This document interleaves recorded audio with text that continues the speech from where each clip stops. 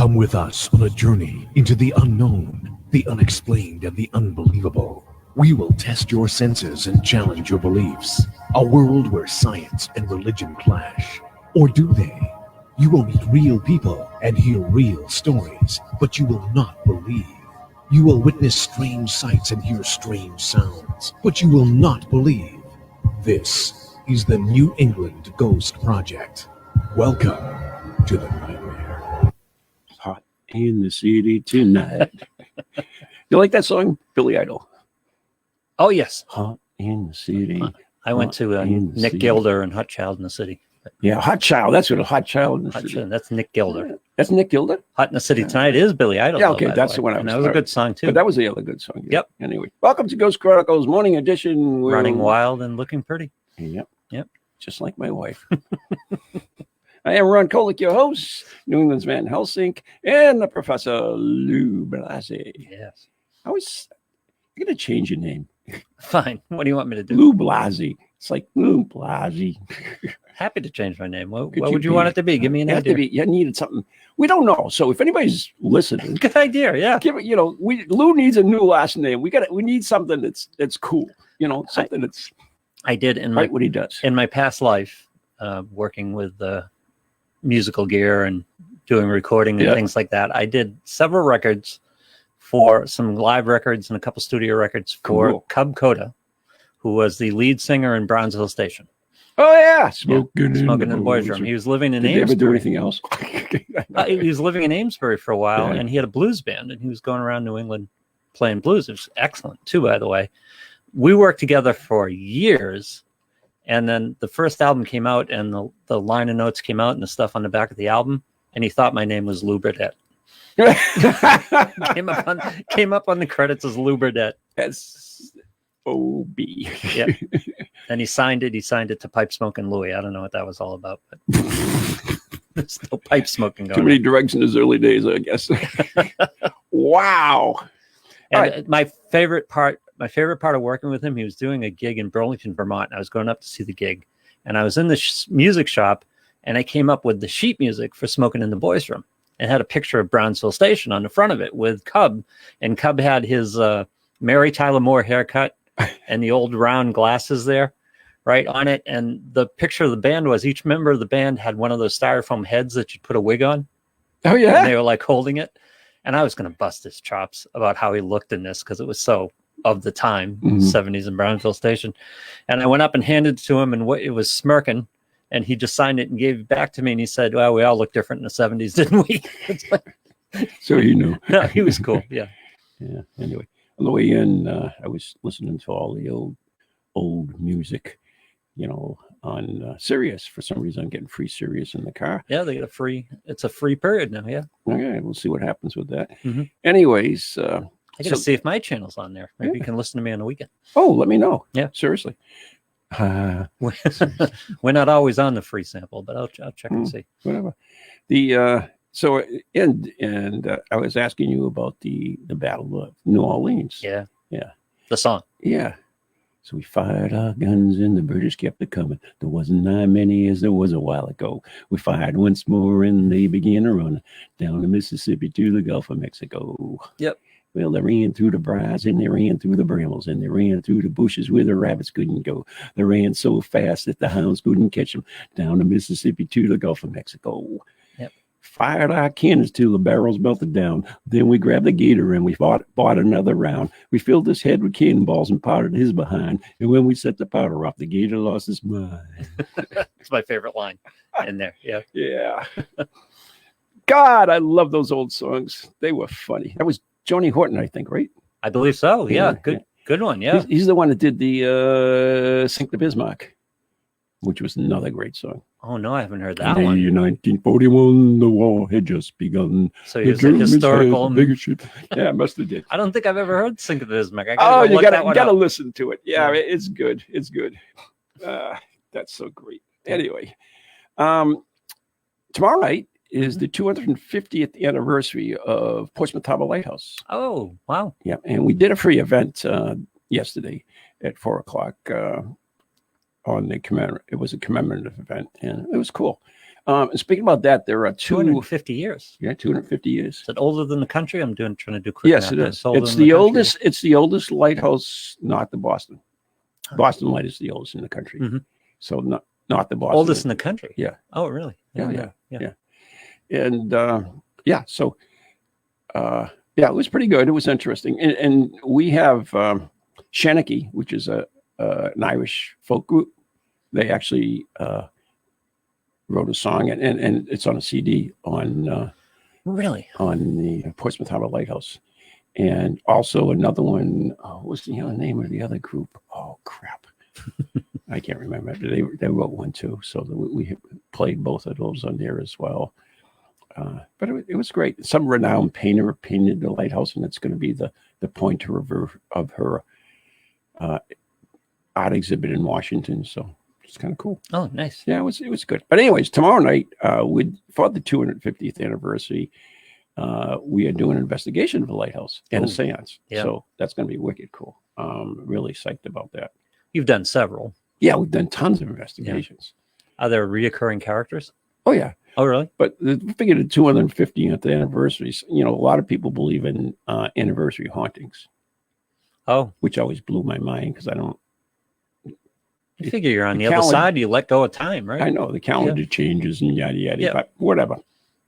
There's supposedly anniversary hauntings. So we'll see if that has anything to do with it. And well, you got to you have to get the word out in the seance so that all the shipwreck people and all the former lighthouse keepers and stuff show up for the anniversary. It's there. Yeah. Don't worry about it. Got to put out a little paranormal poster. There's a little, little smoke single tom-tom stuff going on. Beat the drums, jungle drums. Nice. Remember that? Tarzan movies, they had the jungle drums. Sure. It was their telegraph. But anyway. So, so that's really cool. And, you get to be known on the other side, too. I would imagine. So, yeah. I remember... well, you've actually taken some backlash, right?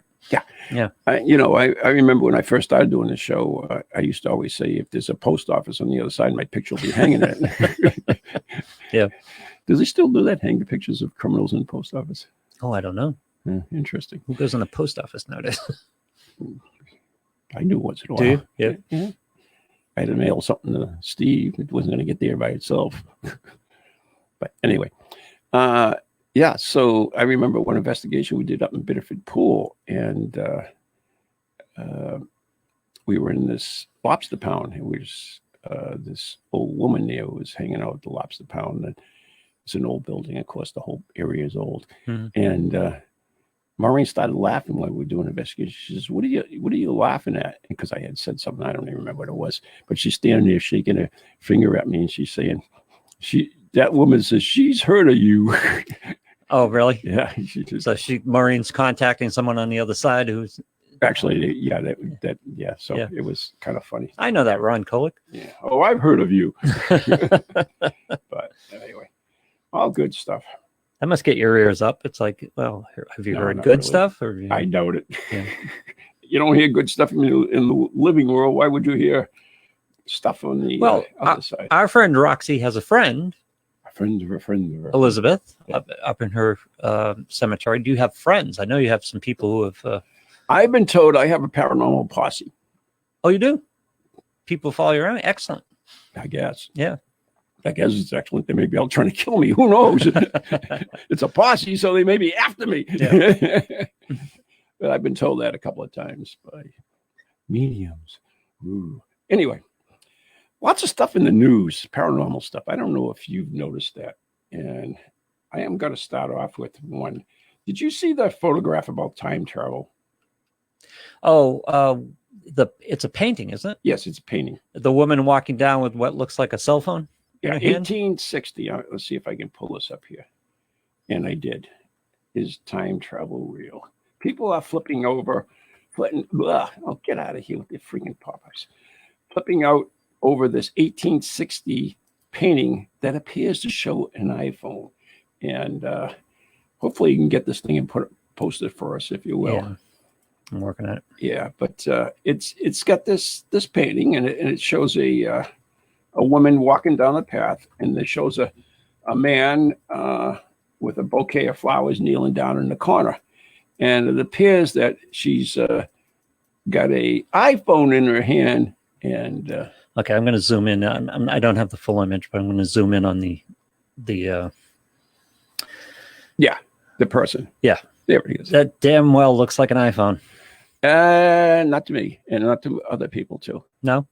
To me, it looks like a book, and specifically a Bible. And if you can see, that's like rosary beads hanging down. Oh, sure. I mean, yeah. Her fingers go around it. Yes. Okay, so she's holding it, not reading it. Yes, but it also looks like she could be holding it and texting somebody with her thumbs, like some people do. No, all I'm saying is I'm not buying it, but all I'm saying is if you could look at that and say that looks like a girl walking with a phone. What would be, what's the old thing? Occam's razor. Occam's razor. No, listen, I'm not buying into this. That's not what this is. I understand that, but I can see someone looking at that because that's exactly what a teenager looks like walking down the street on their phone. True. Yeah. A lot of people actually. Yep. Yeah. She's all right. Let's go with the Bible because I think it's as good a guess as any. What about rosary beads coming hanging down? It fits perfectly what she's doing. She's praying and walking. Yeah, I didn't see rosary beads. I saw that. See the line? The front of her dress. See the no, line I understand. Yep. Yeah, she's walking and she's holding it and she's praying. Those are some of the things that people are saying, but whatever. So I'm not ready to say, ooh, that's proof of time travel. Oh, it's no. No, it's not proof by any stretch of the imagination. But you can always let us know what you think. Yeah, that's maybe not. Well, I don't know. It's hard to tell. Yeah, it could be the front of her dress. Looks like the front of her dress. That's what I thought too. Somebody else had posted rosary beads, and then I looked at it and I said, well, it could be, I guess. Yeah. Yeah. Whatever. Anyways. Listen, no. That's a good blow up picture of it too. Yeah, I like that. But anyway. But it's the same body language, the same it looks like a kid walking today with his cell phone, looking down at the cell phone. It looks just like it. I mean, there's tons of pictures you can go on the internet and look at them with Charlie Chaplin, the phone in his ear, whatever. Okay, so here's the thing with all this stuff, and there's the picture of the other guy with looks like he's got a modern T-shirt on or something, and the guy with the camera at the fight that they have video of and all that stuff. Yeah. If time travel is possible, how would you listen? We know people, right? We live on this planet. We know how goddamn stupid people are. Mm. How would time travel exist and no one would spill the beans? True. How would that possibly happen? Well, more importantly, or why would someone not take advantage of that? The more important thing is, why would, I mean, if we're talking time travel, are you talking time travel from our period? Okay, because that's what it would have to be. In other words, we're saying time travel exists now in our period, our technology. No, that's what we're saying. Why would we have someone from the future could come back? Why would they have our technology?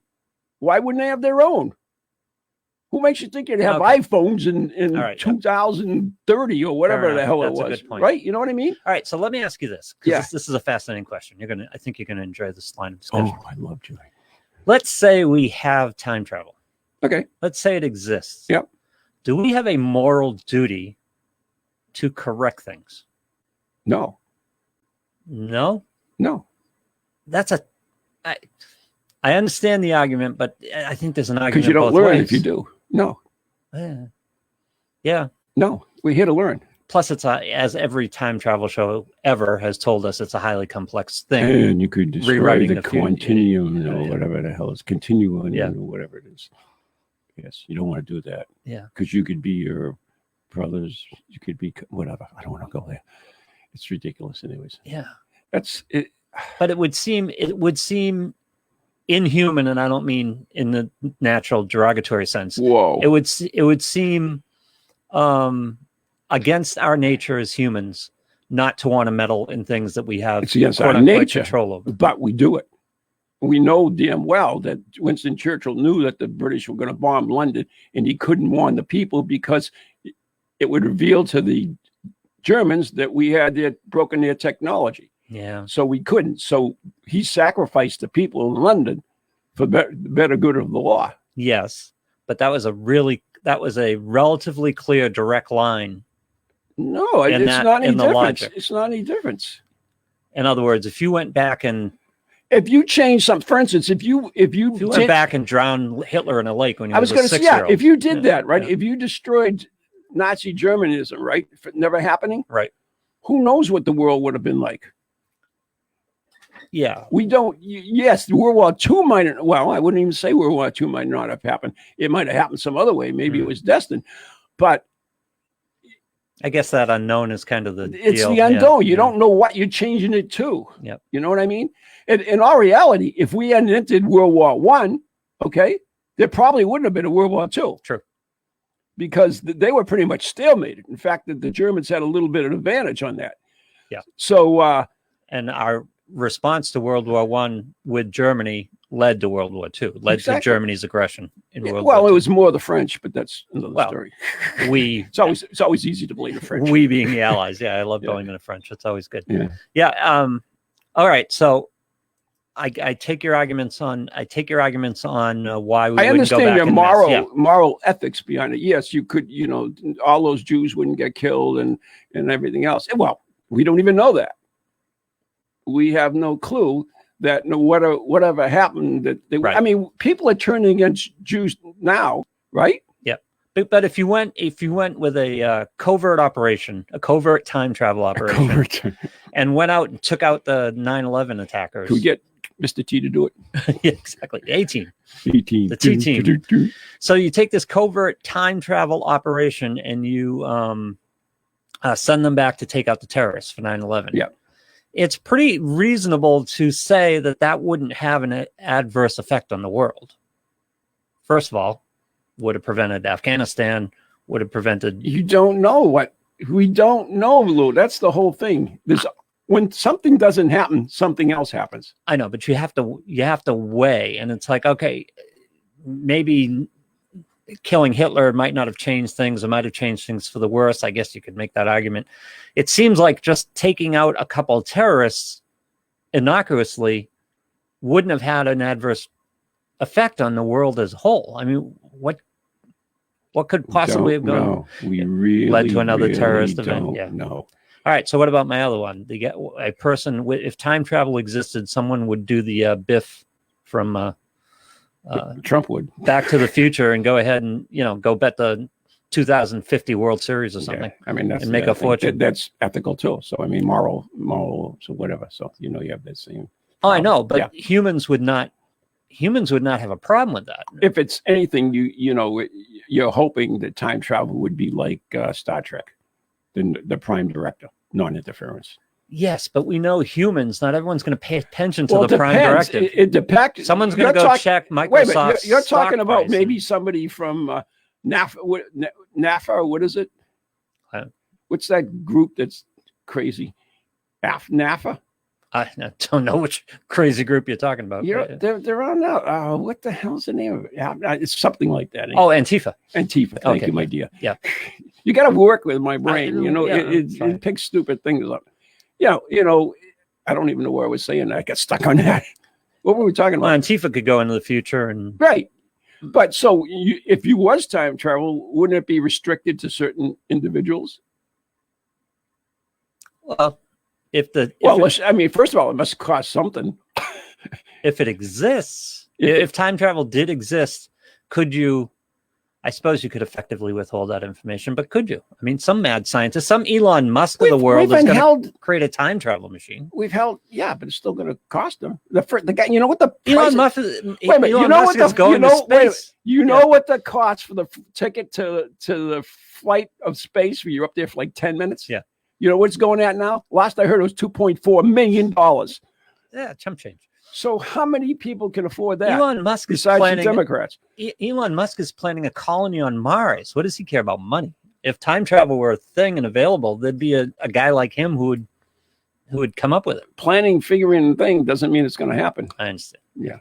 And we don't know the parameters. Anyway, just remember that, if the government finds something irritating, they'll fix it. But we could use the law of large numbers like they abuse it for the whole alien debate.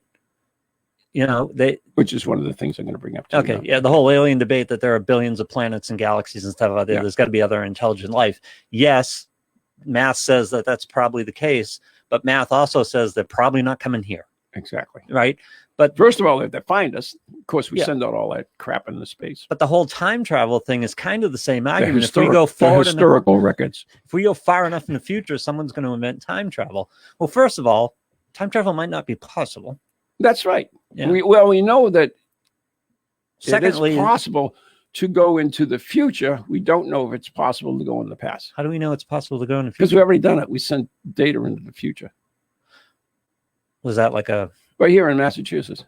we sent data into Yeah, the future? I don't want to get into it. It's Okay. like way beyond my realm of thing. Right. But basically, they sent a bit or particle or whatever it is into the future. So It has been done. a billion years into the future, the human race is still around. They've invented time travel, and I'm guessing 1,020 years after that, Google is selling it as a wristwatch or whatever Yeah, the hell is we're But wearing maybe at the time. thing is, you can only go Yeah, forward in time. You can't go backwards. Okay. Now, if that's the case, then it's very intriguing because you're not going to screw up the past, so you won't affect the future. But if you go into the future, you will affect the future. Yes. But will you affect the past by going into the I future? don't know. It's deeper than I want to go, but Well, you have so- a cutoff point. listen, if there were a time Airbnb right now, and we could go 20 years into the future, I could have all kinds of fun with that. I mean, you just start looking at stock What makes prices. you think the You just governments look- of the future would allow it? They'd hunt you No. down. How would they stop you? They'd hunt you down. You think you're going to look different, be different? If you go into the future and people will be dressed differently, looking differently, We can't secure our borders. How the hell are we going to? how do you know what's going to happen in the future? Maybe it's a totalitarian society that Yeah. we live in. All one person, all look alike, like the old Chinese regime was supposed to be. in 50 years? by the way- no. All you got to do, basically, all you have to do is go ahead 10 years, find out what the price of Bitcoin is, and make yourself a fortune. And find out what the price. Just look at the stock market. They're trying to get rid of that, by the way. Bitcoin. The what is that? That Well, government has no control over it, so they'd want to kill it. they're trying to kill it Yeah, because Of course, well, not only that, because all these ransomware things is now the whole ransomware thing is is because of that. So Although a country just made Bitcoin or cryptocurrency, that's the one. Yeah, legal tender. Yeah. And it was, what the hell country was it? It was a country that doesn't have much money anyway. So I was wondering why Yeah, they who were getting cares? involved in this. Yeah, Venezuela. No, smaller. I want to say Caribbean. I forget which one it is. Anyway, yeah. Whatever. Insignificant, actually. But the time travel doesn't exist because we'd have screwed it up.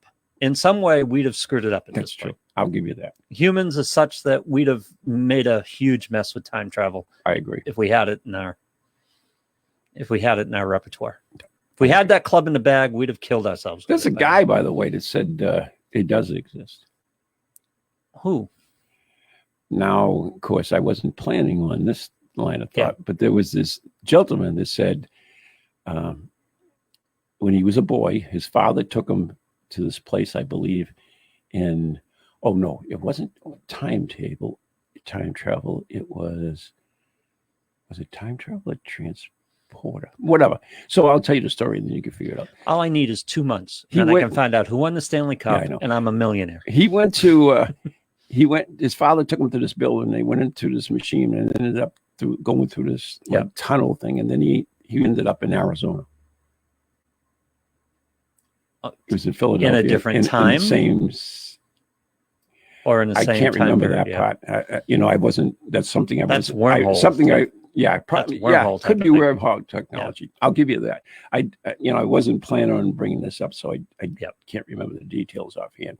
But I do remember the story, and this kid is still alive, and he told his story. But whatever.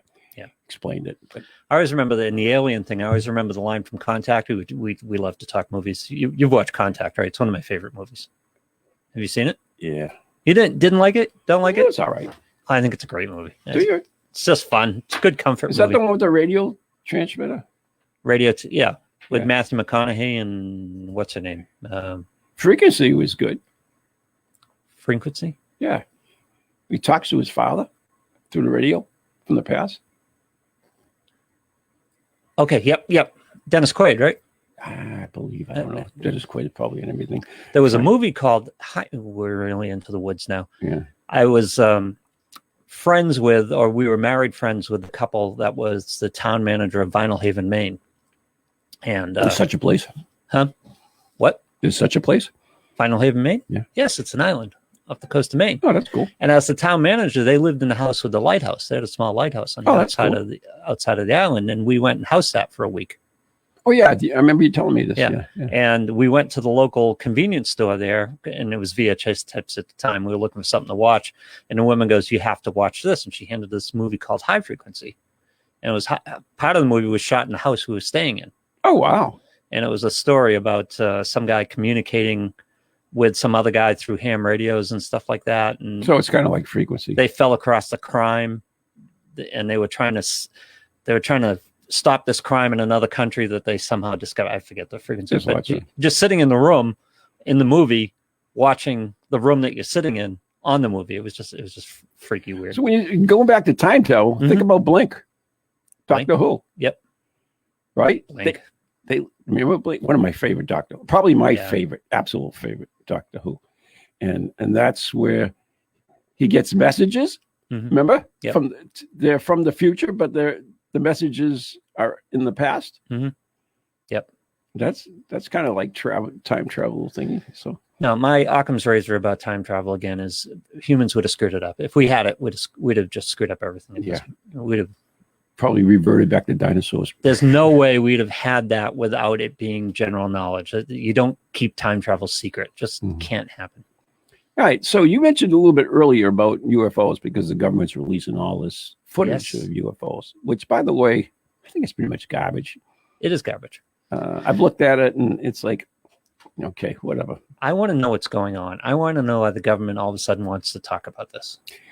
They don't have to. Yeah. I have actually an intriguing theory about this now because most of the reports, and if not all of them, are from Navy pilots. No Army, no Air Force, no Marine. Really? Navy pilots. Confined to Navy? So what's the Navy up to? So what they're saying they're UFOs because exactly what it stands for. You're not unidentified fly object, except they use a different word. I believe it's unidentified flying anomaly, whatever. Anyways, a phenomenon or whatever. But so think about this. They're not saying they're aliens, by the way. No. And they have their suspicions that it's other countries. Okay, which kind of makes sense. We have all types of drone shit now and everything else. But if there was an advanced race, how about the Atlanteans? Think about these are Navy pilots and most of them are Henry. Why do we have to look somewhere else in the universe for these things? Why couldn't it be under the sea? And there were a lot of reports of what's they called under UWOs and underwater. Oh, there's an acronym for underwater. Yeah, I forget what it is. Anyways. Okay, I like that. That's good. Why wouldn't it be? Because, by the way, we know less about the bottom of the ocean than we know about almost anywhere else. Yeah, we know more about other planets than we know about the bottom of our ocean. So, pretty much. Yeah. So that's a possibility. But if you were... Unless we were on a flat Earth, and then that's just from the other side that come over. It's not going to the flat Earth thing. But if you were an alien race who came here for God knows what reason... A hollow Earth. Hollow Earth. If you were an alien race here that came here for God knows what reason, why the frig would you? Which is why they're not visiting us, because we're totally uninteresting. And by the way... I don't know. I think they're really fascinated by our assholes. By the way, we're in the far woods. Again, in Contact, they were at the White House. They were talking about this, and goes, "Why would they care about us? We're like an anthill in Africa. Do you care about an anthill in Africa?" Yeah. And it's like that's the thing about space. You've got an advanced race that can travel intergalactically, and you're going to come to Earth. It must be some type of black hole or technology. But if you were an alien race and wanted to come here, where would you hide? You'd hide in the ocean, right? That makes sense. It'd be a great place to hide. You could come and go as you please. There's so much of the ocean. The Malaysia flight, right, disappeared. We had no way of finding that. We had no way of knowing what the hell happened there. Ships. I mean, when you think about the Bermuda Triangle, how many ships and planes had disappeared in there? Maybe that has something to do with some type of alien technology. Forget the Bermuda Triangle. How about that area of the South Pacific that's in the middle of freaking nowhere? We have no idea what's going on there. You could have UFOs coming out of there like Grand Central Station. No one would know. Interesting stuff. That'd be a great place. Yeah. So That's an interesting point. If there are any aliens out there, If you're listening to the show, if you are aliens, we're not particular. We're not sure what you are. So, or if you've time traveled here and you have any answers to the questions, or hollow earthers or flat earthers from the other side of the earth, just come forward and we'll. So we got aliens and we got time travel people on Facebook watching this now and laughing their ass off at us. They probably are. Look at these two buffoons. What do they know about time travel and aliens? No, actually, they could probably snuff us out because we're under something. You never know. We should take a break anyways. We haven't taken a break for a while. So, okay. So anyways, you're listening to Ghost Chronicles Morning Edition right here on the net, New England Talks, and on 102.9 FM HD2 on Facebook. And we're, on TogiNet and wherever else we are. God. Ghost Chronicles Radio on Patreon. Yeah, we are just sick people.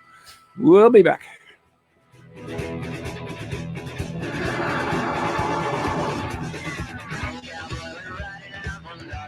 Do you have a paranormal event, book, or something else you want people to know about? Then why not advertise it on Ghost Chronicles Radio? With over 150,000 downloads a month, get your message out to an audience that's interested in the subject. We have a plan at a cost that fits your needs. For more information, contact Ron Kolick at anyghostproject@comcast.net or call 978-455-6678. Are you seeing a ghostly apparition every time you look in the mirror? Are you terrified to realize that that pale, lifeless, lack of energy form hovering before you is in fact you? How would you like to be transformed? Healing begins from within, and it's never too late to start feeling good. Are you curious? Interested? Good. Don't wait another minute. Visit transformyourlifenow.org or contact Maureen. The email address is maureen@transformyourlife.org. Everyone is cashing in on social media, and all marketing roads lead through social media. If you want to make a splash here in the Merrimack Valley, you need to tap in. This is where the new CEM podcast studios come in. Of course, you can spend your time, energy, and money learning how to wrangle technology to make a podcast instead of running your business. Or you can invest in telling everyone in the Merrimack Valley, Massachusetts, New Hampshire, Maine, the Seacoast, or everywhere in the world about your great business, product, service, or yourself. The CEM Podcast Studio is a local audio and video studio dedicated to the craft of podcasts. Their studios feature state-of-the-art recording and mixing equipment designed specifically to produce the best audio and video podcast. Best of all you need to worry about is your show, your business, and your brand. We do the rest. Call 978-686-9966. That's 978-686-9966 to schedule a no-obligation tour of the CEM facilities and meet with a podcast specialist. Or go to CEMpodcast.com to find out more about podcasting services. CEMpodcast.com, your window to the world.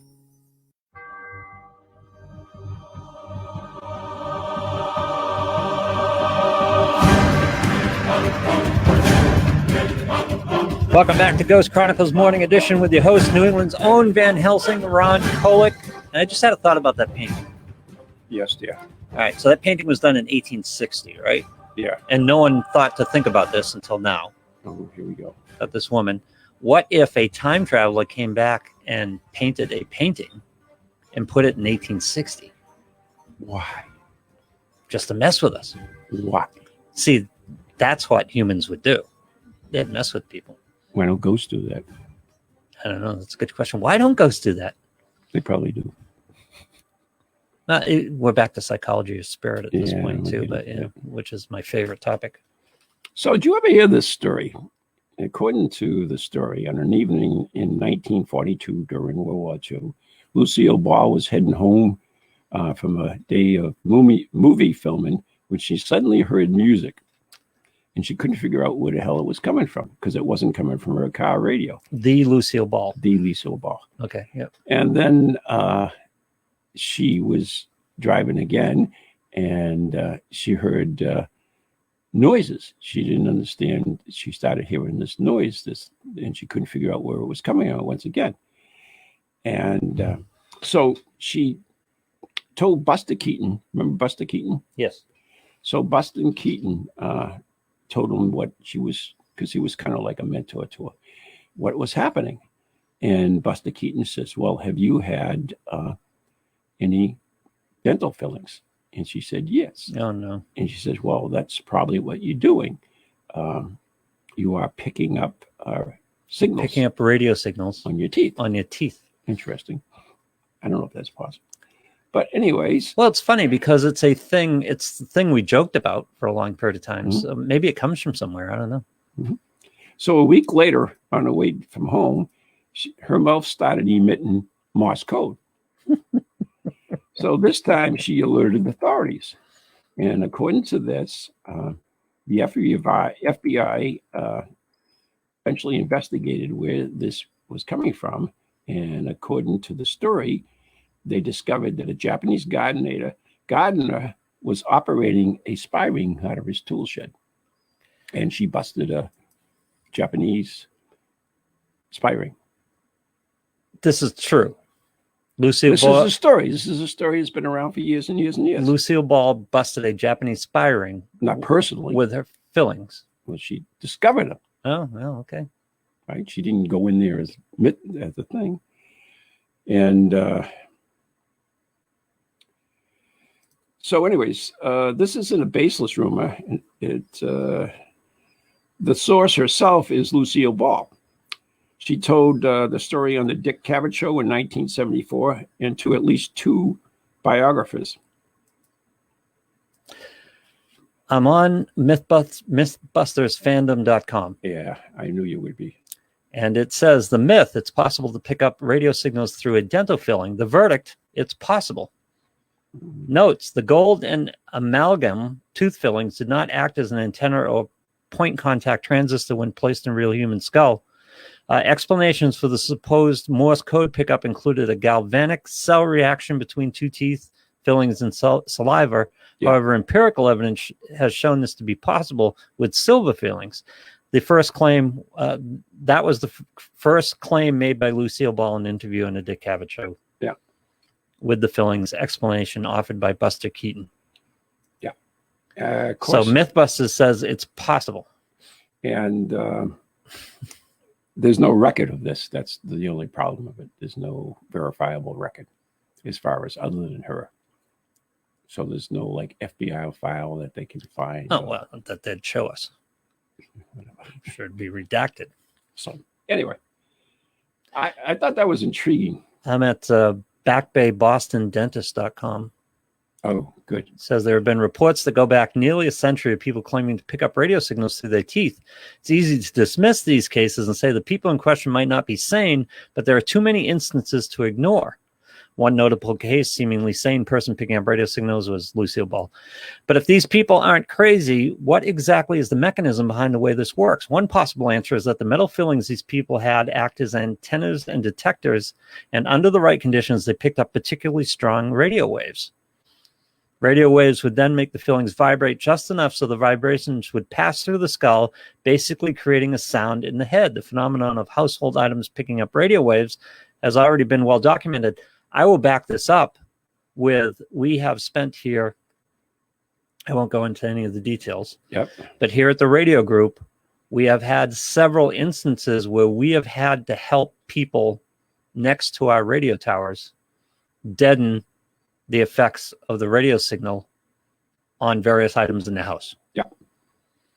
So being right next to the radio tower will actually make things work as receptors that you wouldn't expect would work as receptors. Yep.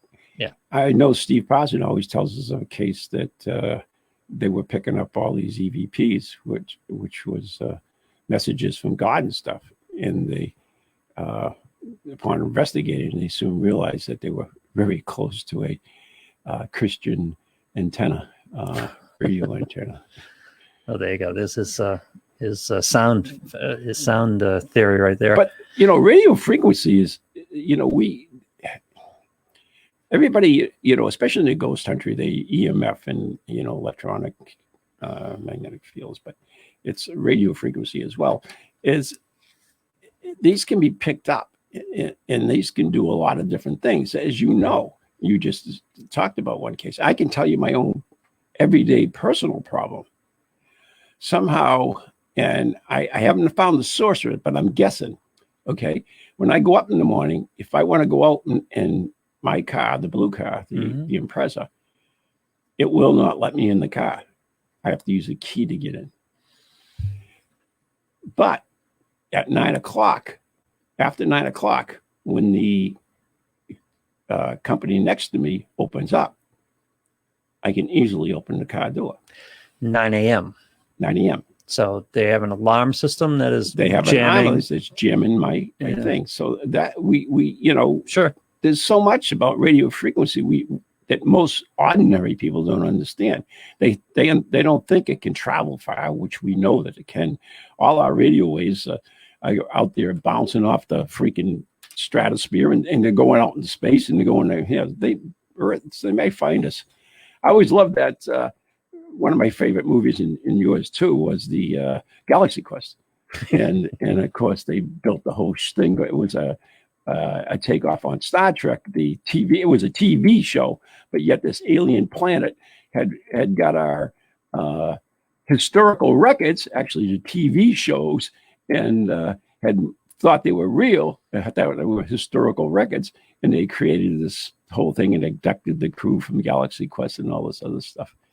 So, going back to Contact again, do you remember how they? I don't remember that show very much. I'm sorry. This all starts out with them getting a signal from space, right? With these radio antennas. Jodie Foster, that's her name. She's been doing this for years, and they finally get a signal, and they see the different type of signals they have, and they go to decode it. And what the first signal was that they decoded was the aliens had returned an image of Hitler at the. What year was the Olympics? Was he in 1939? Was it? Yeah, 30 something, 38, 30. Giving the one of the opening speeches at the Olympics. Yeah, and so everyone wigs out because the aliens are sending Hitler back at us. So they think that they're hostile. But that's a fascinating part of this. By the way, it contributes to the whole thing. Why would the aliens come here? You've got aliens that are 4 light years from here. You know, what the hell are they watching? Or 400 light years from here. What are they watching and listening to? Close. Yeah, I was looking. I wasn't going to challenge you, but it's seemed awful close. But they're looking at the honeymooners. We're going to go visit those people. That was part of on the Galaxy Quest 2. You don't think Gilligan's Isle was real? They go. Do you know anything about this? On this dentist site, it says that the phenomenon of household items picking up radio waves has been well documented, with a prominent example of soldiers in World War II creating radios out of razor blades and pencil lead. We know that. We absolutely know. I know, but first I've heard of this. I remember. Do you know anything about it? I remember as a kid, I actually had a crystal radio. Crystal radio. A crystal radio, which is no power source. Absolutely no power source. So you were getting the radio signal just as it came off the air, but it was Well, but you can do that. You can take different objects and make antennas and stuff like that. So you only need power for amplification. Right. Sound is a mechanical phenomenon. Yeah. Well, radio signals. Mechanical phenomena. See. It's sound waves. Well, if you hear things, you're hearing sound. It's a vibration, and it's a vibration. It's a vibration. That's the best way to put it. It's a matter of decoding it and right and encoding it. But it's not. It doesn't have to be mechanical. It can be organic, like we are organic. No, what I mean is a crystal will receive those signals. Right. It just won't decode them. Right. Yeah. But I mean, you can do that to different things. I mean, the Tesla radio is an example of that as well, which is kind of an intriguing thing. We actually built one of those things. It's pretty cool. Which brings us to Tesla and this whole thing. Why is there no wireless power? You would think. We have the clapper. But we have people theorizing we know time travel, and it's like we don't know wireless power yet. We can't figure out wireless power. Do we have wireless power? No. I'm trying. That was Tesla. Tesla thought he had it, right? Did we Tesla have wireless and power in a short range, right? Do we? Give me an example. Static electricity. Does it exist? Yes. I mean, lightning is wireless power. If you want to go. Well, yeah. Okay. But I meant from a practical standpoint. Yeah. No, I don't think so. We don't have wireless power And the next multi-billion, gazillion dollar threshold in human civilization is power storage. That's what we need to do. We need to find a way to store power. And we're getting there. I mean, we keep jumping up on our batteries now lately. This technology. I mean, we're getting there. look at the technology in light bulbs alone. Right? In what way? Well, we went from incandescent to incandescent. Yeah. To LED. LED. Yeah. You know what LED is? Light emitting diode. Right. Exactly. So we've always had that. They suck too, by the way. No, LED light bulbs. No, they don't. They do. They do not. They're harsh. They make my head hurt. Do not. Yeah. Just because you buy crappy ones. I like LEDs. Yeah. And so what are we doing? Except I have like 10,000. What are we doing now that we have LED light bulbs? We're selling antique light bulbs with yellow light. You want some? I'll buy some. Sell you some. Oh, you really have some like incandescents? I have brand new package of like 40. Really? Yeah. No, I just order them off Amazon. Oh, okay. But you're my buddy. I was going to give you some. And I'm reading this, and I would suggest it for you because I think you would love this. You want me to read? That's a task already. Now it better be damn good. And I was going to give it. The reason I'm reading it again for what must be the 8th time is I was going to give it to Jan's daughter, who is being homeschooled, and I said, "This is the book you have to read," and it's a short history of everything, and it basically talks about the history of all of our science, how we got to where we are. But it's done in a very conversational way. It's a writer. It's not a scientist writing it.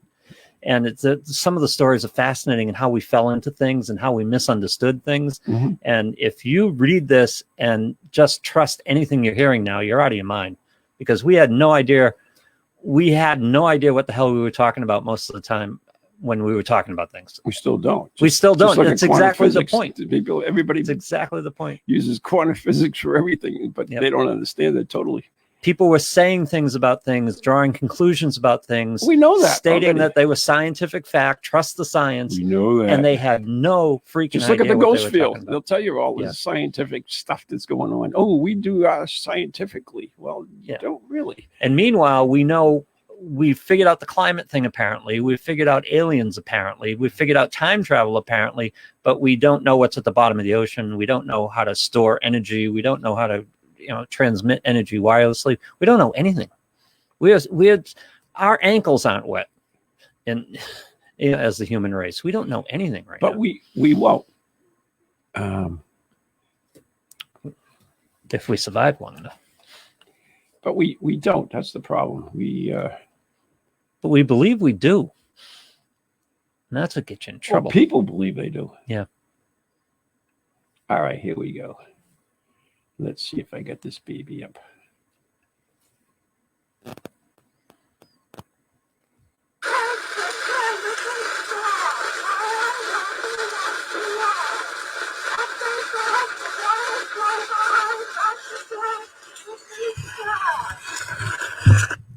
I'll play that again. A little closer this time. Maybe you can get a listen to it. Go away. I don't want that. Where's my little owl thing? Go away, you.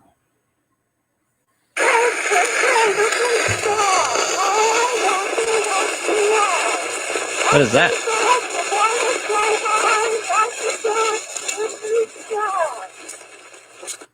I can't make that out. Really? What is it? Is it scary? She sounds somewhat distressed. Freaky?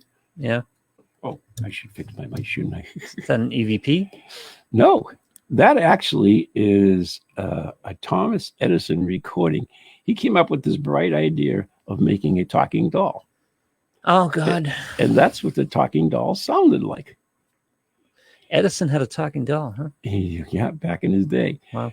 He put it on the shelves, and it scared more people. Oh, God, yeah. Can you imagine? So nobody would buy the thing. They were frightened the crap out of it, so they had to recall it. What that was actually a nursery rhyme. But the woman that recorded these discs inside the talking doll, which is a pretty cool invention, would have to technology for recording that, and it was not good. They would have to scream into the mic, and that's what came out of it. and it scared the crap out of Can you people. imagine a reaction of people? Yeah. Honest to God, if you play that now to any paranormal, oh, it's haunted. It's a demon doll. People would be holding crosses up to that doll at that point in time. I mean, it's you can go, there's pictures of it there too, this thing, but it was recorded on a little disc. But the disc was inside, the recording was inside. Yeah. It was, this guy found it in What type of recording? It was the doll. No, I know, but I mean, what was the recording technology? Whatever Edison had back then. What, was it like a cassette It tape, was photograph. magnetic? No. We're talking about Edison. Yeah. We're talking about grooves. Oh, grooves. Grooves. Like a record. Yeah, I gotta remember, he invented the phonograph. Holds a patent on it, let's put it that way. Oh, see, I didn't attach that. He did invent the phonograph, didn't he? He holds the most patents in the United States. Well, he stole the most patents in the United States. No, he did not steal the patents. just Why kidding. are you going with Just that? having fun. All your Tesla fans out there say, "Oh, we stole all Tesla." No, Tesla worked for him for first of all, Yeah. and when Tesla didn't want, Tesla went out on his own too. That's an interesting story as well. The whole Tesla Edison thing on electricity. We were talking about electricity. Yeah, but that was really intriguing because there was at least one documentary made of that. A couple probably. oh, there's tons of them. Oh, Absolutely tons of them. Yeah, Tesla came up with alternating current, and of course, Edison came with direct current, right? Yeah, and J.P. Morgan backed Edison, and Westinghouse backed Tesla, and it became a real big pissing match, actually. So, millions of dollars at stake. And eventually, after the, was it 1939 World's Fair, went with AC current, then that pretty much finished direct current in the United States.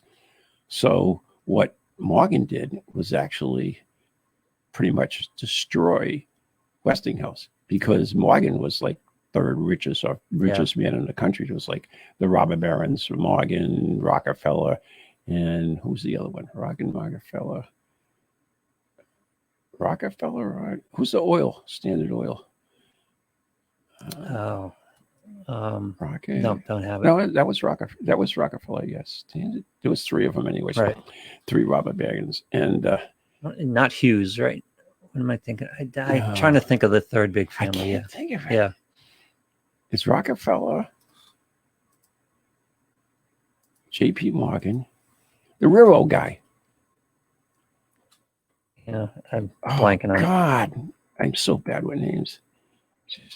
But anyways, what he did is he sued Carnegie? Carnegie, yeah. Carnegie, Rockefeller, and J.P. Morgan. Right. Or Morgan, and his father before him, and then eventually him. But Carnegie was a Scottish immigrant who moved to America when he was 12. it's either railroad barrel. Worked in a cotton mill. He eventually became the assistant of a railroad superintendent. Yep. Eventually, Carnegie became known for the production of steel and slowly began to beat his competition by making cheaper and better products. Carnegie was able to monopolize. He did steel, then Rockefeller did the railroads. He was able to monopolize the steel industry from 1889 to around 1901 when he sold his business to J.P. Morgan, the world's most prominent banker. So, yeah, because Rockefeller built his first oil refinery in 1863. Standard Oil, yep. And he formed a monopoly in oil. His oil refining business was named Standard Oil, and by 1880, the trust controlled 95% of all oil refining in the U.S. He was very much trying to defeat electricity, by the way, because he had the market on gas lamps. Sure. So that's what. But you know what saved his butt? What? Was that he... there was a byproduct of oil, right? Mm-hmm. And I forget the exact name of it, but it was gasoline. Oh, yeah. He found out that it could efficiently run cars engines and things. So that's how it ended up. So it was intriguing to how. But anyways, J.P. Morgan sued Westinghouse, and even though for patent infringement, but even though it wasn't true, he knew he could beat him because he had plenty of money to defend himself, and the other guy didn't. Yep. So he eventually got his way anyways and got the whole spiel.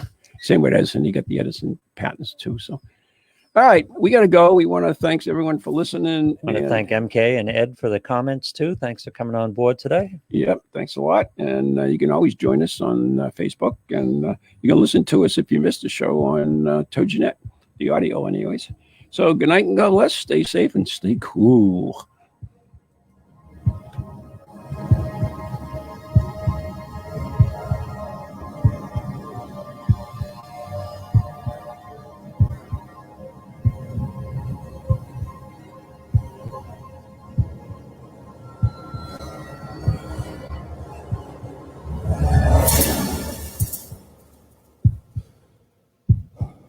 From ghoulies to ghosties, long-leggedy beasties, and things that go bump in the night.